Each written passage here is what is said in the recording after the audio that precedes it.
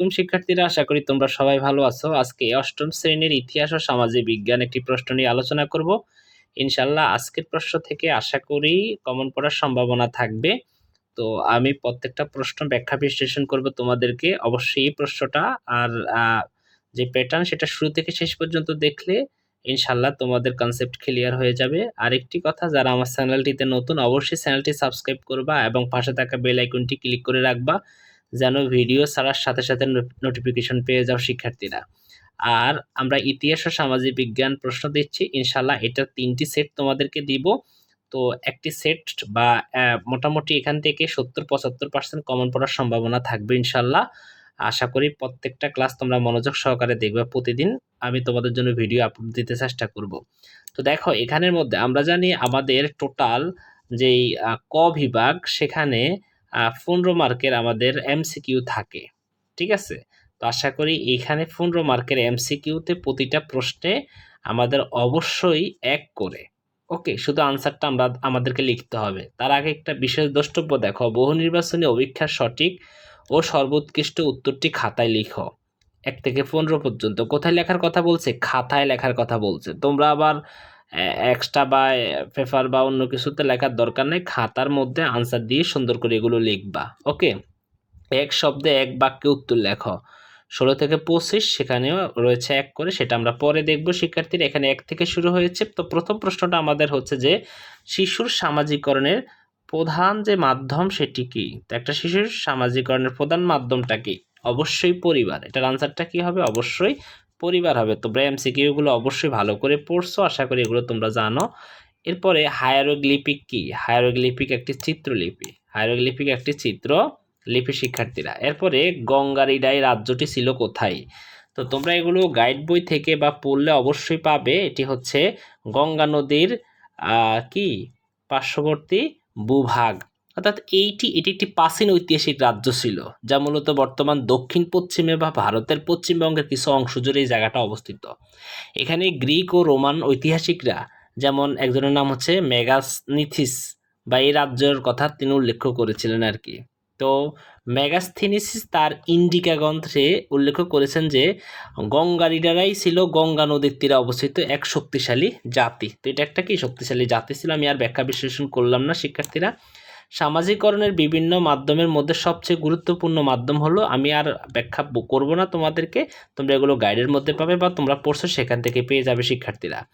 এরপরে আসি 5 নম্বরে যে প্রশ্নটা, তৃণভূমি বায়োমকে কয় ভাগে ভাগ করা হয়েছে? তৃণভূমি বায়োমকে সাধারণভাবে আমরা জানি 2 ভাগে ভাগ করা হয়েছে। আমি গুরুত্বপূর্ণ যেগুলো সেগুলো তোমাদেরকে একটু বলে দিচ্ছি। 2 ভাগে, একটি হচ্ছে উষ্ণ তৃণভূমি, আরেকটি হচ্ছে শীতল তৃণভূমি। অবশ্যই তোমরা পড়ছো, যারা পড়ছো এগুলো পারার কথা। এরপরে আমরা এখানের মধ্যে আসছি, একটা উদ্দীপক দেওয়া রয়েছে। আমরা উদ্দীপকের আলোকে এখানে দৃশ্যপট 1 দৃশ্যপট 2 আলোকে আমাদের এখানে 2টা প্রশ্ন রয়েছে। প্রথম প্রশ্ন, যে সোনাপুর স্কুলের শিক্ষার্থীরা কুমিল্লা শালবন বিহার দেখতে গেল, সেখানে তারা মাটির নিচ থেকে উদ্ধার করা বিভিন্ন প্রত্নতত্ত্ব নিদর্শনের ধ্বংসাবশেষ দেখতে পেল। আচ্ছা, তারপরের প্রশ্ন হচ্ছে দৃশ্যপট 2-তে ফাইজা মুক্তিযুদ্ধ জাদুঘরে গেল এবং সেখানে তারা মুক্তিযোদ্ধাদের লেখা বিভিন্ন চিঠি, মুক্তিযুদ্ধের উপর লেখা বিভিন্ন বই ইত্যাদি দেখতে পেল।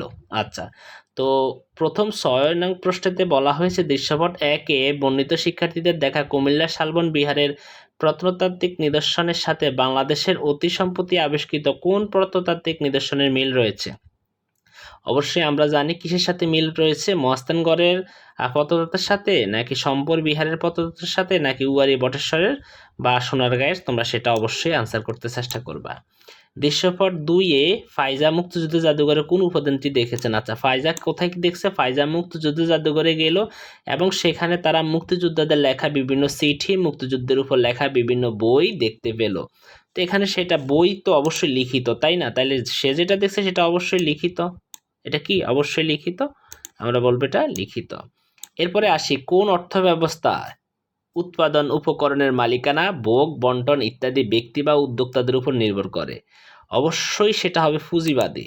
কারণ আমরা জানি এই যে পুঁজিবাদী যে বিষয়টা, সেই পুঁজিবাদী বিষয়ের মধ্যেই একমাত্র কিসের উপরে, এই অর্থ ব্যবস্থার উৎপাদন বা উপকরণের মালিকানা, ভোগ, বন্টন ইত্যাদি ব্যক্তি বা উদ্যোক্তাদের উপর নির্ভর করে, সেটা হচ্ছে পুঁজিবাদী অর্থ ব্যবস্থায়, ঠিক আছে? আশা করি তোমরা এটা বুঝছো। এরপরে শিক্ষার্থীরা দেখো, মোনালিসা চিত্রের চিত্রশিল্পী অবশ্যই ওনার নাম হচ্ছে Leonardo da Vinci. Leonardo da Vinci. Okay. Lalon জাদুঘরটা কোথায় অবস্থিত? কুষ্টিয়াতে অবস্থিত। কার নেতৃত্বে আমেরিকায় খ্রিস্টানগণদের অধিকার প্রতিষ্ঠিত হয়েছে? অবশ্যই সে মহান ব্যক্তি হচ্ছে মার্টিন লুথার কিং জুনিয়র। ওনার নেতৃত্বে আমেরিকায় খ্রিস্টানগণদের অধিকার প্রতিষ্ঠিত হয়েছিল, পরিশেষে তাকে প্রতিদান দিয়েছিল আমেরিকার মানুষ হত্যা করে। ওকে, মানে তাকে হত্যা করা হয়েছে আর কি। মেসোপটেমীয় সভ্যতা হচ্ছে নগর সভ্যতা, আইনশাস্ত্র ভিত্তিক সভ্যতা বা নীতি বা ধর্মভিত্তিক সভ্যতা? এটা তোমরা অবশ্যই আনসার করতে চেষ্টা করবা কমেন্টে। সপ্তাহকে 7 দিনে ভাগ করে একমাত্র রোমানরা। কারা? রোমানরা সপ্তাহকে 7 দিনে ভাগ করে। আমি যেগুলো জ্ঞানমূলক প্রশ্ন সেগুলো বলে দিচ্ছি, বা বহুপদী সমালোচনাসূচক যে দুটি প্রশ্ন আমি স্কিপ করেছি সেগুলো তোমরা কমেন্টে আনসার দিতে চেষ্টা করবা। এরপরে কোন অর্থ ব্যবস্থা সরকার কোনো হস্তক্ষেপ করে না? কোন অর্থ ব্যবস্থা সরকার কোনো হস্তক্ষেপ করে না? এটা হতে পারে কল্যাণমূলক কি সরকার ব্যবস্থায়। ওকে। যে প্রণালীতে মানব শিশু পূর্ণাঙ্গ সামাজিক মানুষে পরিণত হয় তাই সামাজিকরণ। এই অভিমতটি কার? এটা হচ্ছে আমাদের আসলে প্রশ্নের সেট নাম্বার 1। আমি এইভাবে 3টা প্রশ্নের সেট তোমাদেরকে দিব ইনশাল্লাহ। আশা করি এই যে এমসিকিউ, আমি 15টি এমসিকিউ পড়ছি, এখান থেকে তোমাদের প্রায় 10টির মতো কমন পড়তে পারে ইনশাল্লাহ। ওকে, এবার এক কথায় উত্তর। আমাদের জাতীয় কবির নাম কি? কাজী নজরুল ইসলাম। ওকে, আমাদের আরো কিছু প্রশ্ন এখানের মধ্যে আছে। তো এখানে দ্য জঙ্গল বুক গল্পের নায়ক কে ছিলেন? মোগলি, ওনার নাম হচ্ছে মোগলি, তোমরা লিখে নিবা মোগলি। বিশ্বের বৃহত্তম ম্যানগ্রোভ বনের নাম কি? অবশ্যই সুন্দরবন, সেটি বাংলাদেশে অবস্থিত।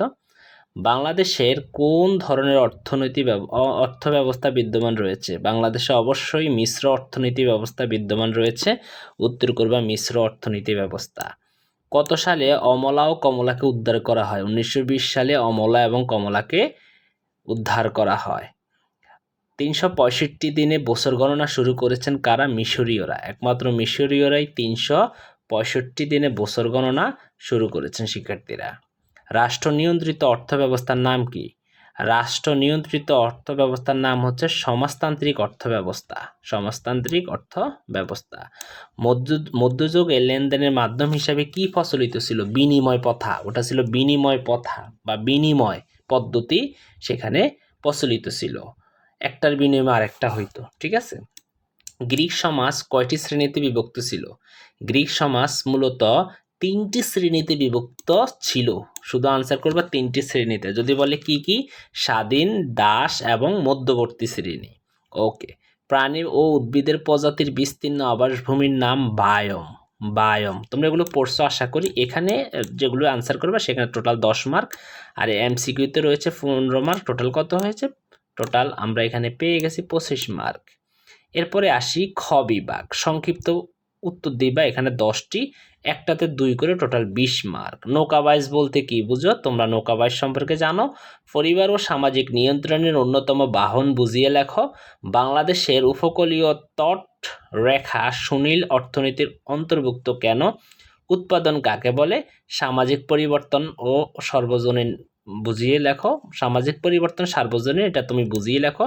মিশরীয় সমাজে নারীদের অবস্থা কেমন ছিল? এটা অবশ্যই তোমাকে লিখতে হবে। 5টি পুঁজিবাদী অর্থব্যবস্থার পরিচালিত দেশের নাম। পর্যটক কারা? সামাজিক পরিবর্তনের 4টি বৈশিষ্ট্য। কার্বন সিল্কি। এই যে প্রশ্নগুলো বাবারে, যদি এই প্রশ্নগুলো তুমি পড়ে যাও, চোখ বুলাই যাও, এখান থেকেই প্রশ্ন আসবে। আমার এই যে প্রশ্নগুলো দিলাম এখান থেকে প্রায় 10টি থেকে তোমার 4-5টি প্রশ্ন কমন থাকবে। এভাবে আমরা 3-4টি যে সেট তোমাদেরকে পড়াবো ওখান থেকেই সবগুলো প্রশ্ন ইনশাল্লাহ কমন আসবে। সবগুলো যদি এইভাবে আমাদের ভিডিওগুলো দেখো, আশা করি তোমাদের জন্য অধিক বেশি উপকৃত হবে এবং তোমরাও অধিক বেশি উপকৃত হবে পরীক্ষার জন্য ইনশাল্লাহ। এরপরে আসি ঘ বিভাগ। রচনামূলক দৃশ্যপটবিহীন। এখানে আমার লিখতে হবে 3টি, একটিতে 5 করে, টোটাল 15 মার্ক। সামাজিক নিয়ন্ত্রণের প্রকারভেদ আলোচনা করো। এগুলো তোমার বইয়ের প্রশ্ন। সামুদ্রিক বায়োম কিভাবে ক্ষতিগ্রস্ত হচ্ছে? কেন সামুদ্রিক বায়োম রক্ষা করা জরুরি? তাম্রশাসন কি কি কাজে ব্যবহৃত হতো? ব্যাখ্যা করো। লিপি আবিষ্কারের মিশরীয়দের অবদান ব্যাখ্যা করো। বাংলাদেশের অর্থনীতিতে দ্রব্যমূল্য বা দাম ব্যবস্থা কিভাবে পরিচালিত হয়? ব্যাখ্যা করো। এবার আমি পেয়ে যাচ্ছি রচনামূলক, যেখানে দৃশ্যপট নির্ভর। বাবারে দৃশ্যপট নির্ভর বিষয়টা হচ্ছে সেখানে একটা উদ্দীপক থাকবে এবং উদ্দীপক থেকে উদ্দীপকের আলোকে তুমি দুটি প্রশ্নের আনসার করবে। যেমন দৃশ্যপট 1, দৃশ্যপট 2। দৃশ্যপট 1 থেকে একটা প্রশ্ন, দৃশ্যপট 2 থেকে আরেকটা প্রশ্নের আনসার করবো আর কি। তো এখানে অবশ্যই এখান থেকে যে কোনো 5টি প্রশ্নের উত্তর দিবা ঘ বিভাগ রচনামূলক অংশে। ওকে, তো এখানে আমরা সৃজনশীলের মতো প্রশ্নগুলো পাচ্ছি 1, 2 এভাবে পাচ্ছি। টোটাল আমরা কয়টি পাচ্ছি? টোটাল 7টি প্রশ্ন পাচ্ছি। এখান থেকে যে কোনো 5টি প্রশ্নের আমাদেরকে উত্তর দিতে হবে, সবগুলোর উত্তর দেওয়ার দরকার নাই।